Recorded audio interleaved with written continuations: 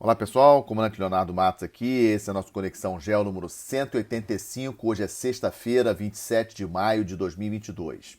Conflito da Ucrânia ultrapassando 90 dias, as informações aí, os dados mais relevantes da semana trazendo aqui para vocês. A negociação para que Finlândia e Suécia entrem na OTAN prosseguem, já tinha comentado na semana passada sobre as dificuldades impostos pela Turquia, lembrando que todos os 30 países membros da OTAN precisam ratificar, aceitar o pedido de entrada na OTAN de Finlândia e Suécia. A reunião dos chefes de Estado dos países membros da OTAN será no final de junho, 29, 30 de junho. Então, até lá, a Turquia vai tentar barganhar o máximo possível aí para conseguir ganhar alguma coisa e votar a favor da entrada de Finlândia e Suécia, que eu acho que é inevitável. Por enquanto, nenhuma ação militar russa contra Finlândia nem Suécia, mas seguimos acompanhando. Em termos de eventos militares, nenhuma grande novidade essa semana. Em termos de ações em torno do conflito na Ucrânia, Estados Unidos enviando representante para a Ásia Central, Cazaquistão, aqueles países da Ásia Central, para tentar negociar ali alguma flexibilidade nas sanções econômicas, né, que os Estados Unidos impuseram contra a Rússia, ou seja, os Estados Unidos tentando conquistar ali um espaço pró-Rússia, né, tradicional, países que fizeram parte da União Soviética. Também trago como notícia da semana a viagem do chanceler alemão Olaf Scholz à África, né, provavelmente em busca aí de petróleo, gás e minerais importantes para ajudar a Alemanha a reduzir essa dependência do gás e do petróleo russo, que ainda prossegue. E esse é um dos temas aí um dos vários temas de críticas contra o Olaf Scholz, que a Alemanha está demorando muito para reagir efetivamente, né? Falando que vai fazer as coisas, mas não agindo de forma efetiva. Já tem vários apelos para que a Rússia permita um chamado corredor humanitário para o escoamento de alimentos, de trigo principalmente, do porto de Odessa, na Ucrânia. Sabemos que a Ucrânia é um grande produtor de trigo, sabemos que muitos países da África, Ásia, dependem da importação de trigo ucraniano, preços no mercado internacional muito caros. Já me perguntaram por que esse trigo não é escoado por terra, né, pela Polônia. Seriam milhões de caminhões para escoar a quantidade de trigo produzido pela Ucrânia, que normalmente sai por navio nos portos ucranianos. Lembrando que os portos ucranianos estão bloqueados pela marinha russa, então não entra nada, não sai nada. E isso é bastante sério. Saiu até essa semana o Reino Unido falando que escoltaria navios para buscar o trigo lá, mas a Turquia, teoricamente, não pode aprovar a passagem de navios de guerra da OTAN, mesmo da OTAN, a Turquia faz parte da OTAN, pelos estreitos, né? Ou seja, isso faz parte da convenção que regula o trânsito de navio pelos estreitos, uma convenção de antes do início da Segunda Guerra Mundial. Então isso é um dado importante.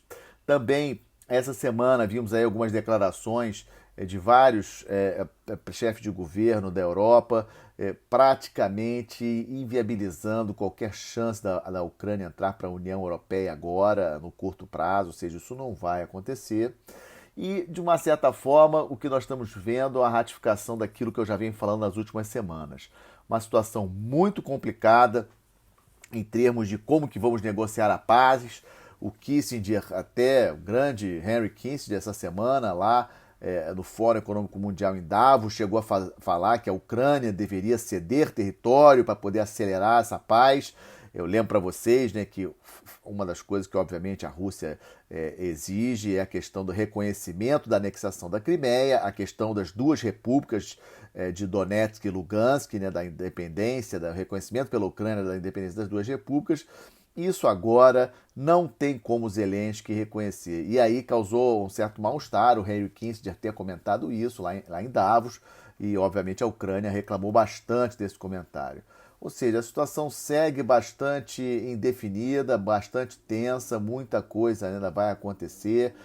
A impressão que a gente fica é que tem sim atores europeus importantes já percebendo a intenção dos Estados Unidos em tentar aproveitar a oportunidade para reduzir o poder de um país importante, de um oponente importante que é a Rússia, de preferência tirando o Putin do poder, mas isso não é simples e a Ucrânia está sendo destruída, pessoas estão morrendo, a questão dos refugiados para a Europa é uma pressão para a Europa, então esse é um tema interessante da gente acompanhar. Também lembrando que a popularidade do Biden nos Estados Unidos não está aumentando por causa do conflito. Havia uma expectativa de que a postura do Biden em relação ao conflito pudesse catapultar e melhorar a percepção aí de popularidade dele. Só que o problema é que esse conflito está gerando inflação, preços altos de combustíveis, alimentos dentro dos Estados Unidos e, obviamente, os Estados Unidos com a tradição isolacionista que tem, America First, não podemos esquecer disso, isso é muito sério.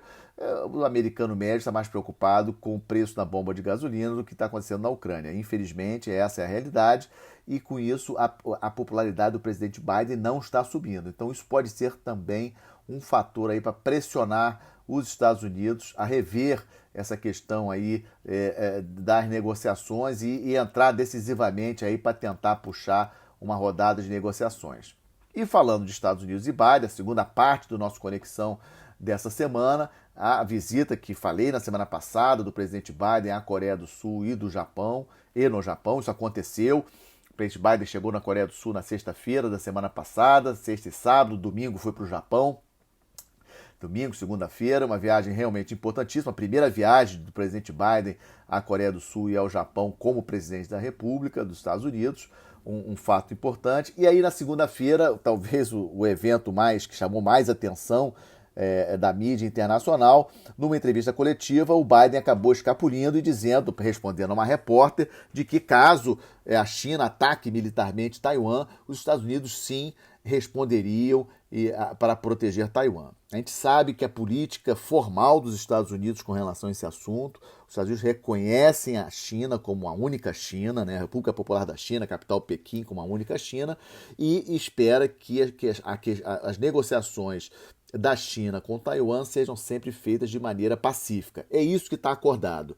Não tem nada escrito que os Estados Unidos irão proteger militarmente Taiwan caso necessário. Os Estados Unidos fornecem armas, treinamento para os militares taiwaneses, mas não tem nada escrito, nenhuma garantia de que caso a China ataque Taiwan, os Estados Unidos defendam militarmente. Mas não tem nada escrito nem que sim e nem que não. Ou seja, os Estados Unidos podem efetivamente defender militarmente Taiwan e esse erro, digamos assim, ou essa pequena, digamos assim, o Biden ele acabou soltando isso na entrevista coletiva e fica aquela dúvida. Falou de propósito para assustar os chineses ou realmente ele errou ao falar isso?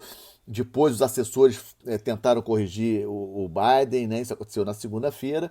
E aí na terça-feira, a importante reunião do Quad, a segunda reunião dos chefes de Estado, dos líderes dos países do Quad, os 4 países, Estados Unidos, Austrália, Japão e Índia, né? Reuniões bilaterais entre os líderes também, isso aconteceu na terça-feira, é uma reunião importante, foi acordado um pacote aí de 50 bilhões de dólares para ajuda países ali do Indo-Pacífico, cada vez mais, né, digamos assim, mais forte essa iniciativa desses 4 países e o alvo, sem sombra de dúvida, é a China. Obviamente o governo chinês não gostou nem da declaração do Biden com relação a Taiwan e nem em relação digamos assim, ao encontro do Quad, né? A China gosta de chamar da OTAN do Indo-Pacífico, né? Chama o Quad de OTAN do Indo-Pacífico. E o nosso amigo Kim Jong-un da Coreia do Norte acabou segurando os testes de armas até a saída do Biden. Fez o lançamento de 3 mísseis, teste de armas, né, lançando 3 mísseis, aparentemente um míssil balístico de longo alcance que a Coreia do Norte tem, na quarta-feira, né, ou seja, um dia depois da saída do presidente Biden da região. Talvez por medo de alguma retaliação mais forte dos Estados Unidos, algum alerta talvez tenha recebido, e na quarta-feira mesmo, Estados Unidos e Coreia do Sul, que estavam realizando exercícios no mar, também realizaram exercícios de lançamento de armas ali no mar do Japão. É uma região muito tensa e vamos seguir acompanhando.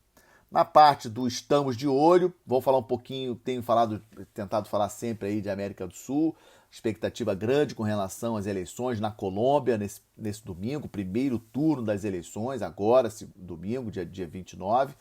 Tudo indica que teremos segundo turno, praticamente certo o segundo turno. O senador de esquerda, Gustavo Petro, está na dianteira nas pesquisas, né? Essa semana não teve mais pesquisa, a última pesquisa foi na última sexta-feira, e o Gustavo Petro segue na dianteira, e os candidatos ali que podem ir para o segundo turno com Petro, o Fico Gutierrez e o Rodolfo Fernandes, mais à direita.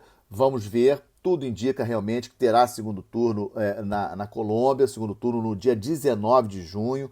Colômbia, país importante na América do Sul, segunda maior população da América do Sul, sofreu muito com relação à migração venezuelana, fugindo aí do suplício, né, que é a Venezuela em termos de pobreza.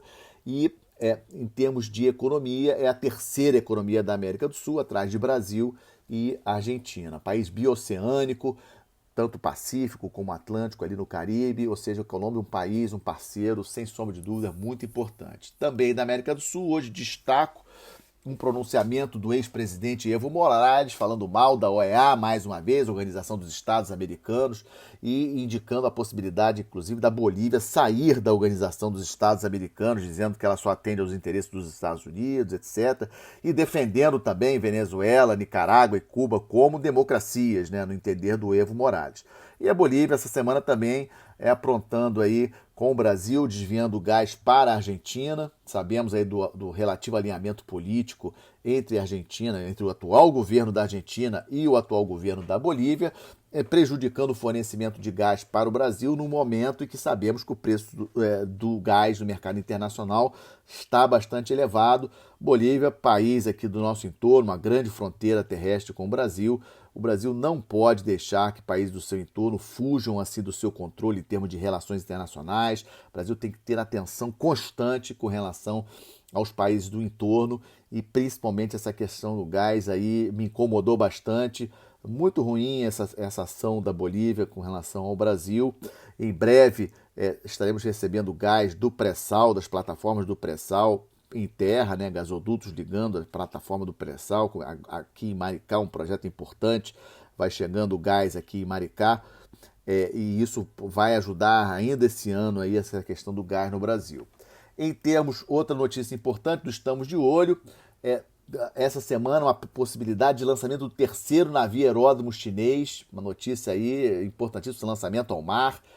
Não quer dizer que ele vai estar pronto para ser usado pelo setor operativo da Marinha Chinesa. Um grande navio aeródromo, será o maior navio aeródromo. A China tem 2, esse será o terceiro. Um navio aeródromo aí de dimensões iguais aos dos porta-aviões americanos, né, 100 mil toneladas, comprimento praticamente o mesmo, com um detalhe: não será de propulsão nuclear, será de propulsão convencional. E há aí uma grande expectativa do possível lançamento desse navio aeródromo na próxima semana, lembrando que no dia 4 de junho, o próximo sábado, o sábado da semana seguinte, aquela velha celebração das manifestações da praça da Tiananmen, lá em Pequim. Vocês lembram o ocorrido, né, dos protestos que ocorreram, que foram bastante reprimidos, e a China ela controla bastante, inclusive até falar nessa palavra acaba gerando até problemas, né, se você citar esse evento, né, a China limpando isso da história, desses protestos que aconteceram em 1989, lá na Praça Tiananmen, lá em Pequim. E também de olho na questão, novamente, Irã. No último final de semana, no domingo, um coronel da Guarda Revolucionária Iraniana foi assassinado em Teherã. Um motorista deu um tiro, matou um coronel da Guarda Revolucionária. E quando acontece isso, obviamente, o Irã sempre culpa Israel, sempre acha que Israel pode estar por trás. Não temos mais desdobramentos com relação a isso. Lembrando que as tensões entre Israel e Irã prosseguem. Israel frequentemente faz ataques em território sírio contra pontos, né, de grupos pró-Irã que estão dentro da Síria, lembrando desse alinhamento político entre Irã e o governo do Assad na Síria. Então Israel faz ataques aéreos constantes ali. E o prazo, lembrando da negociação do programa nuclear iraniano, da contenção, prazo segue 6 de junho, né? É um novo prazo aí, semana que vem, domingo, próximo à segunda, na outra segunda-feira, né, a possibilidade, o prazo para resolver se volta a negociação do programa nuclear iraniano ou não. E fechando, boas notícias, excelente notícia do lançamento nessa quarta-feira de um foguete da empresa SpaceX, do Elon Musk, com 2 satélites brasileiros, Carcará 1, Carcará 2, de sensoriamento remoto, foram projetados pela Força Aérea Brasileira, que vai melhorar muito a nossa cobertura satelital, com imagens, né, de alta precisão da Amazônia Verde, da Amazônia Azul, possibilidade até de identificar manchas de óleo no mar. Vocês lembram do criminoso, né, da criminosa poluição de óleo que nós tivemos na nossa Amazônia Azul em 2019. Ou seja, excelente notícia, o lançamento exitoso, né, dos 2 satélites brasileiros, Carcará 1 e Carcará 2. E com essa excelente notícia, fecho mais esse Conexão Geo com vocês, desejando um excelente final de semana, uma boa semana, até a próxima sexta-feira. Muito obrigado.